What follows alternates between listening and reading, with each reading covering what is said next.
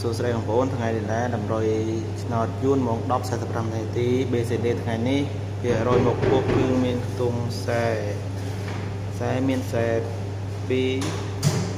ខ្សែ3ខ្សែ6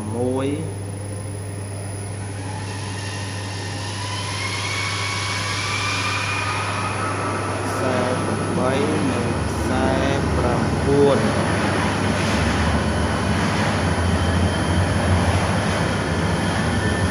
គាត់មួយទៀត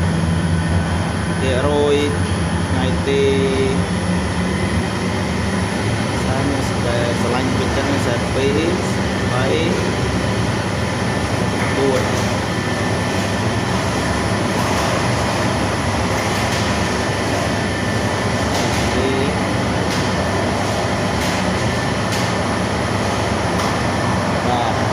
សូមអរគុណ